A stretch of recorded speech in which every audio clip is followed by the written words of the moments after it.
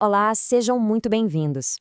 Se o dia a dia de vocês envolve desenvolver integrações no ambiente TOTUS Proteus, então, olha, essa nossa conversa foi feita pensando exatamente nisso. Hoje, a gente vai mergulhar passo a passo em como blindar suas APIs em AD/VPL para construir integrações que não sejam só funcionais, mas de verdade seguras.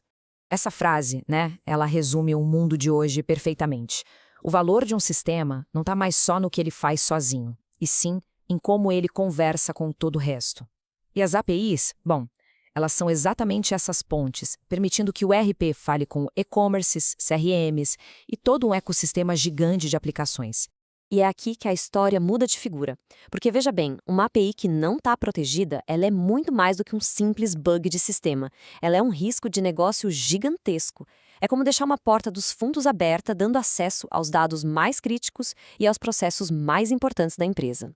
Certo, então vamos direto ao ponto e entender os perigos reais de uma API insegura. E olha, tudo começa com um problema super comum que nasce, sabe onde? Naquela pressa do dia a dia do desenvolvimento.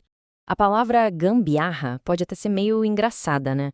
Mas as consequências, nem um pouco. Gambiarras são aquelas soluções que a gente faz só por enquanto, mas que acabam virando permanentes.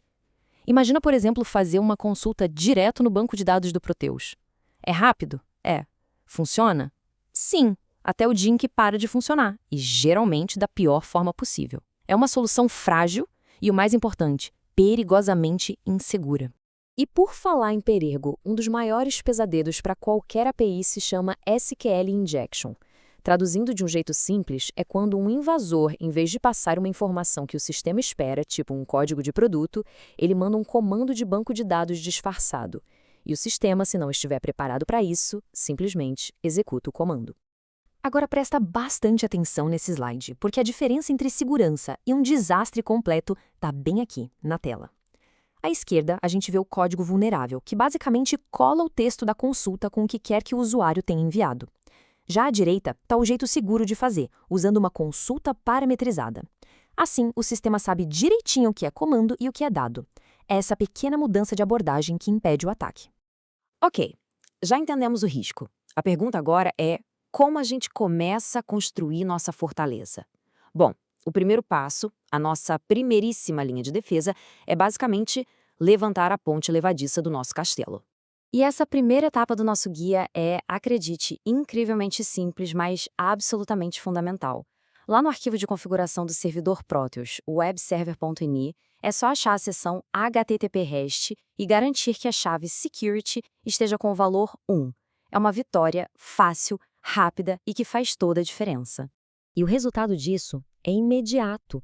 Como esse slide mostra, qualquer tentativa de acesso sem as credenciais corretas vai ser barrada na hora com um 401 não autorizado.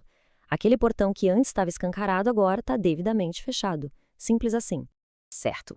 Com a ponte levadiça erguida, ninguém mais entra sem permissão. O próximo passo, então, é criar um sistema para entregar as chaves, mas só para quem tem direito a elas. Vamos falar um pouco sobre autenticação. No Proteus, a gente tem basicamente duas opções principais. A autenticação básica é bem direto ao ponto. Ela envia o usuário e a senha a cada requisição. É simples, mas é menos segura. Do outro lado, a gente tem o OAuth 2, que é o padrão ouro do mercado hoje. Ele não fica enviando a senha por aí. Em vez disso, ele usa um token, que é uma chave de acesso temporária. É muito mais robusto e, sinceramente, é o ideal para quase qualquer cenário. E para conseguir essa chave moderna, o processo é bem padronizado. É uma requisição do tipo POST para um endereço específico, onde as credenciais são enviadas uma única vez. Se estiver tudo certinho, a API devolve o tão precioso Access Token. Então, aqui está o pulo do gato. Uma vez com o token em mãos, ele precisa ser enviado em toda e qualquer chamada futura para a API. Ele vai no cabeçalho Authorization com a palavrinha Bearer na frente. É assim que a API olha para a requisição e pensa, ok, essa aqui é legítima, pode entrar. Perfeito, a autenticação é a porta da frente da nossa fortaleza, e agora ela está bem trancada. Mas uma fortaleza que se preze tem várias camadas de defesa, certo? Então agora é hora de reforçar as muralhas. Agora que o básico está feito, vamos para o próximo nível. Esse checklist aqui é o que realmente separa uma API que só funciona de uma API profissional e resiliente. Cada um desses itens adiciona uma camada valiosíssima de proteção e de maturidade para sua integração. Vamos ser bem diretos aqui. Este ponto não é negociável. Usar HTTPS significa criptografar toda a comunicação entre quem consome a API e o seu servidor. Sem isso, qualquer dado que está sendo trocado fica exposto. E a boa notícia é que o servidor de aplicação da TOTUS já dá todo o suporte para isso. Pensa no versionamento como se fosse um contrato. Quando se cria a V1 de uma API, se garante que ela vai funcionar daquele jeito. Se precisar fazer uma mudança muito grande que quebra a compatibilidade, você cria a V2 sem bagunçar a vida de quem ainda está usando a primeira versão. Isso permite que a API evolua de forma controlada, sem causar o caos. E claro, quando alguma coisa der errado, a forma como a sua API comunica esse erro é fundamental. Retornar o código HTTP correto vale ouro para quem está do outro lado desenvolvendo a integração.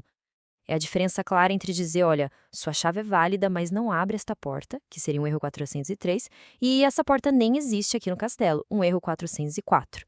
Uma boa comunicação de erros acelera demais a resolução de qualquer problema. Para a gente fechar, vamos só mudar um pouquinho a nossa perspectiva para entender o verdadeiro papel que uma API tem nos negócios de hoje em dia. E a grande conclusão é essa. Uma API deixou de ser um extra técnico, um conectorzinho qualquer. Hoje, ela é uma fachada digital da empresa, ela é parte da infraestrutura crítica do negócio, é o jeito como parceiros e clientes interagem com seus processos e ela precisa, sem dúvida, ser tratada com essa seriedade toda. E fica aqui uma reflexão final. Pensa nas integrações que estão sendo desenvolvidas agora. Com base no que a gente conversou, elas são pontes fortes, robustas, seguras, que impulsionam o negócio ou são pontos frágeis, vulnerabilidades só esperando para serem exploradas por alguém? A segurança sempre começa com essa análise honesta.